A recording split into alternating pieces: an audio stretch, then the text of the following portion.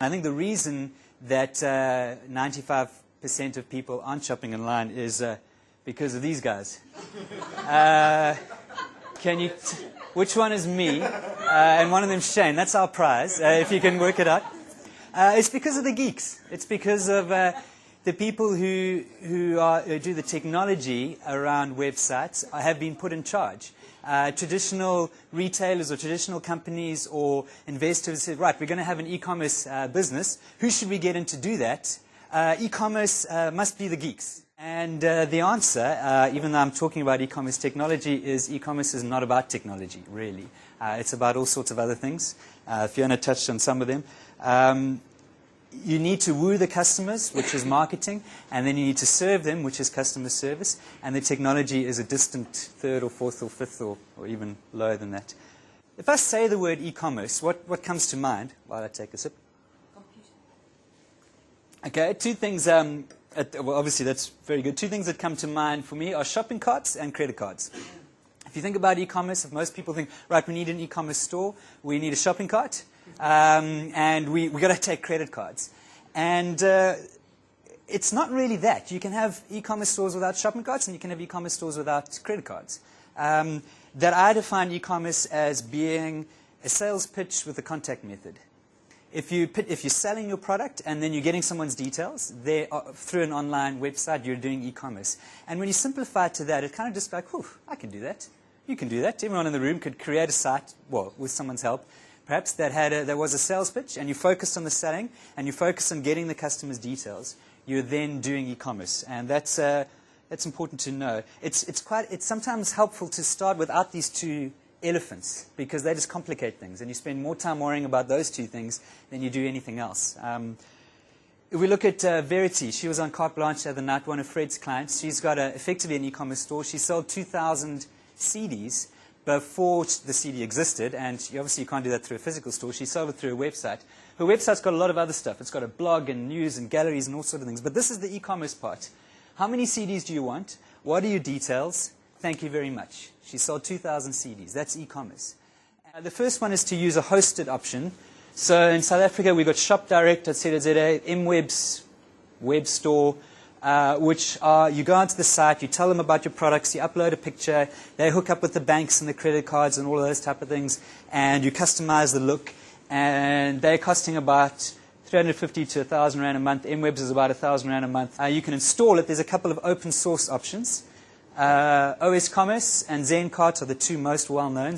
The new kid on the block is Magento on the end. I think Magento is brilliant, and it's been very new on the market. Well, not on the market because it's open source, but it's really taking off. And so you can download these things, you can tweak them, customize them, and then upload them to your own servers. And the technology is free, but you'll obviously pay to have someone help you set that up. Next one is you can actually buy software, NetSuite, Microsoft Commerce Server, Miva Merchant. So it's similar to the open source in that you download it and you install it and you customize it, but you're paying for it. NetFlorist did it. There was a press release last year. They moved to Microsoft Commerce Server. I couldn't fit the server part in, but it's Microsoft Commerce Server. They paid 3 million Rand for the migration and the licenses and whatever. You can do that if you want. You've got to, I think that's fine if you're spending 30 million Rand on everything else and the technology is just a small part. If you buy Microsoft Commerce Server expecting that with that technology you're going to have a brilliant website, you're going to be like NetFlorist. Last option, well, no, there's one more option, is plugins. So if you use WordPress or Drupal or Expression Engine, they've all got e-commerce plugins. So those are content management systems for those run blogs or run websites for people who know.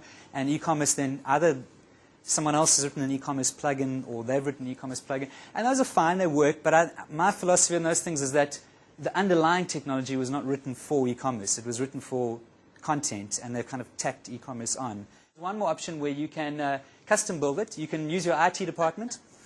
Now, I've seen a lot of, we actually lost a client who moved over to using their own IT department, not on the e-commerce side, just a normal thing. And they hired about 8 people to replace what one of our guys was doing, I think in 15 hours a month, because that was our maintenance contract. And it just didn't make sense. And I think a lot of internal IT departments are bloated and slow, and things take a long time. But you can use that option. You just got to make sure you have a team and not an individual, because one individual is not going to have all the skills that you need to run everything.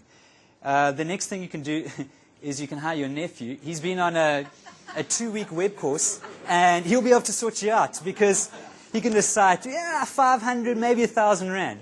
And even though I've said technology, e-commerce technology is simple, there's a lot more about e-commerce than just technology, and your nephew probably doesn't know everything there is to know about it. The last option is that you can hire a web company, Presence. Have you seen the Stir Clinical website? I think it's one of the best e-commerce sites in the world. It's brilliant. And that's done by Presence, which is a South African company. Worldwide Creative. There are a lot of other companies. I just put 2 because they're our sponsor tonight. I kind of mentioned it earlier, but I'll say it again. Marketing and customer service. I think those are the 2 things that e-commerce is really about. And then everything else will follow after that. I can only use our example in Yuppiechef. What worked for us in marketing is PR. We hired a PR company, and we got huge amounts of exposure. And the thing with any type of marketing is that you can spend money blasting people, telling them that you're great, or you can let other people tell people that you're great. And PR is an example of, it's a little bit sneaky because it looks like it's the magazine, even though we're kind of paying for it indirectly.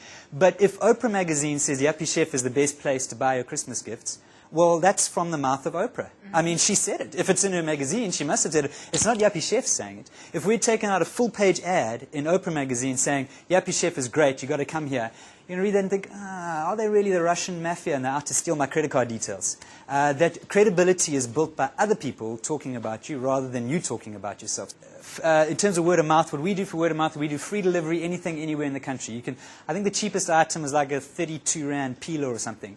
We'll deliver it to your door with a courier company for free. Nice packaging, handwritten card. Sometimes we throw in an extra gift. You get a Yuppiechef badge, and people get this and think this is ridiculous. How can they be doing this? And that is our advertising budget.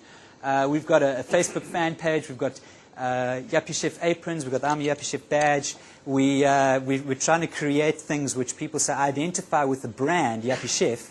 I'm not just trying to find the cheapest place to buy something. I want to shop at Yuppiechef because I am a Yuppiechef. That's who they are.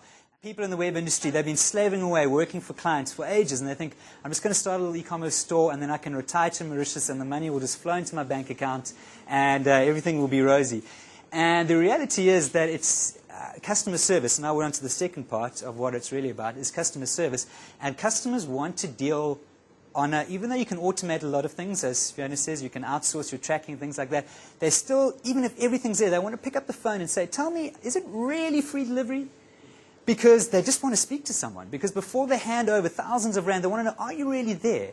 And if you've set up this company and you work for someone else 8 to 5 and you check your emails in the evening and they try and phone you at 2 o'clock and it's got some funny voicemail, they're going to go somewhere else.